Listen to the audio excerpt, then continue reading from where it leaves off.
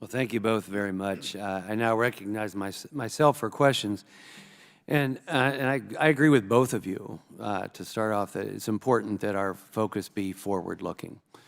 And as you know, many of our current biosafety and biosecurity policies and regulations, many have been enacted in response to specific events. For instance, the Federal Select Agent Program was effectively created in response to improper orders of plague strains by an unauthorized individual, and was subsequently bolstered in response to the 2001 anthrax letter attacks. I heard both of you saying some of the things Congress can do, and it's appreciated. You talk about investments and investments into what? You got specific. I appreciate that as well, and the role of oversight.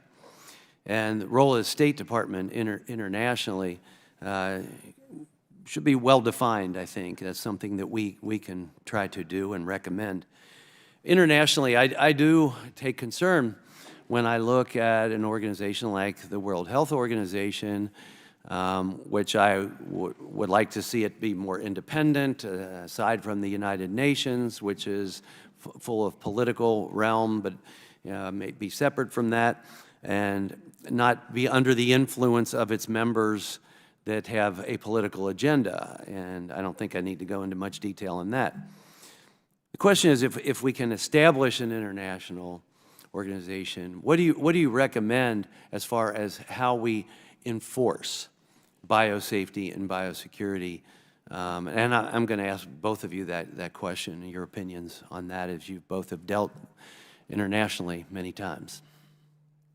Yeah, I think the question of enforcement is really the hard one.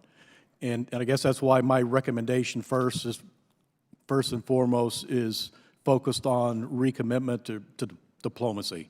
And there's some actually good efforts already underway in the State Department, working with the G7 countries, and USDA is part of that, to try, but it's a small effort to try to just encourage collaboration on harmonization of high containment standards and norms and work with infectious agents, but it just needs to be elevated as a secretarial priority and resourced appropriately.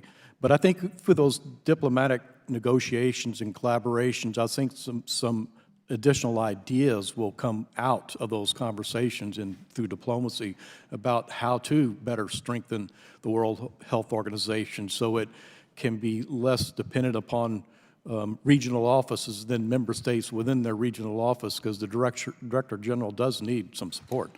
But there are other ideas too that could be considered that I think would come out of those diplomatic conversations. But first and foremost, member states, all of us, United States, all member states of the WHO or the United Nations, we all have a responsibility to make sure that we have the appropriate guidelines, laws, regulations in our own countries. And so how do we encourage all member states to make sure that they do what they need to do and assume their responsibility and accountability to make sure their institutions have the right norms, ethical values. If they're operating high containment labs, they have to have the appropriate skilled workforce funding and so forth to do so. So the international community can have better confidence in these labs. Thank you. Dr. Yasif? Thank you. I think the question of how to strengthen global approaches to biosafety and biosecurity through stronger international institutions is really important, and I agree with Jerry that the enforcement part is going to be really challenging, and before we can even envision that possible future, we need to do a lot of groundwork to lay a foundation, to have a shared understanding globally of what the rules of the road are and what are the best practices for biosafety and biosecurity that we would like to see that can meaningfully reduce risks, and I think that's going to take a lot of work. One of the efforts that we're really focused on through IBIS is to help to build that foundation. We envision that IBIS will serve as a resource to help countries as well as members in the private sector, in industry and academia and civil society to sort of share and develop best practices so we can raise the bar both domestically and internationally. I would say that nations have an enlightened self-interest in advancing biosecurity and biosafety. No one wants to see a lab leak or some sort of catastrophic event from within their borders. And I think that we can enhance that through transparency and accountability of implementing best practices in biosafety and biosecurity.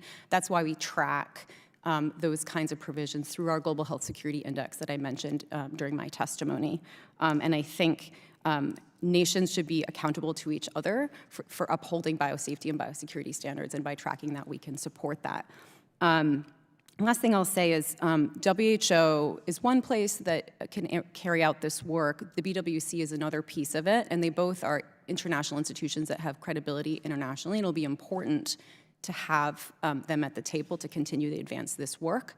But I do think that other complementary institutions like IBIS can support that work and take on some of the tasks of innovation and taking risk in developing best practices that may be harder for some of the UN-based institutions to do. And I think together we can really drive progress.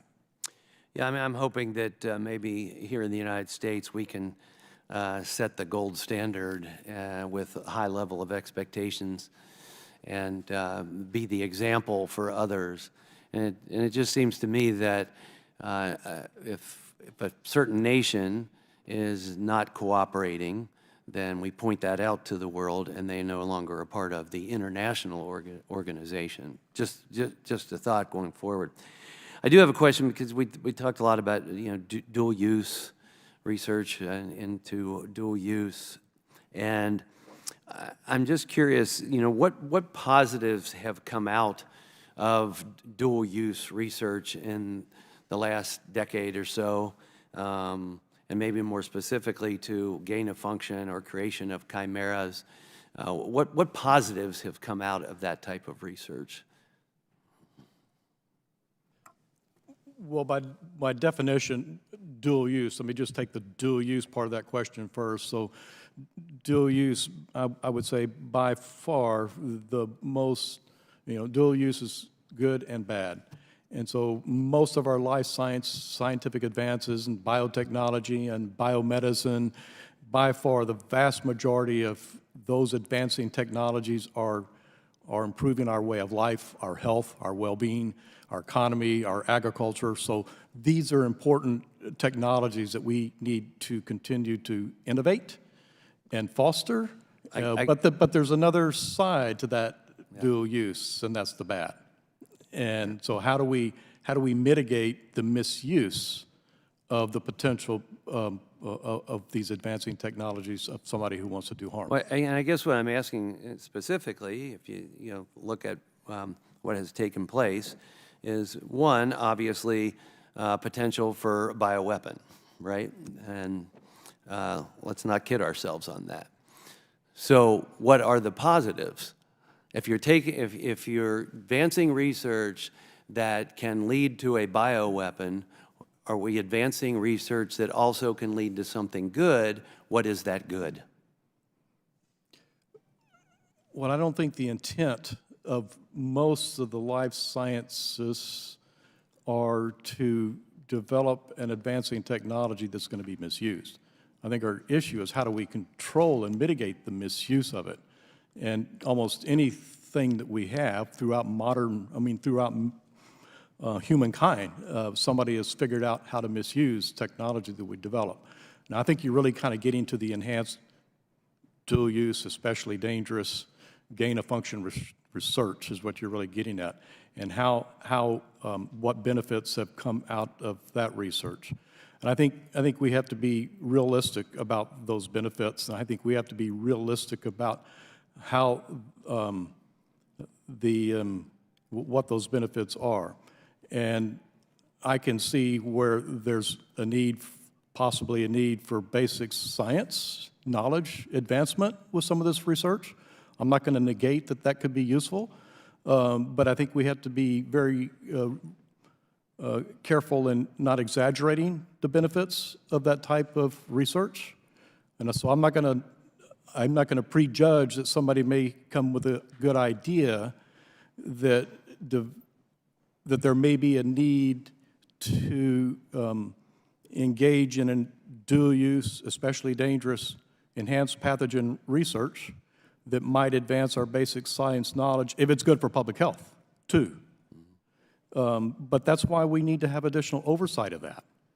And actually, we need to we need to be incentivizing safer alternatives, because many believe that safer alternatives can be used for answering the basic science questions for most of these proposed research proposals.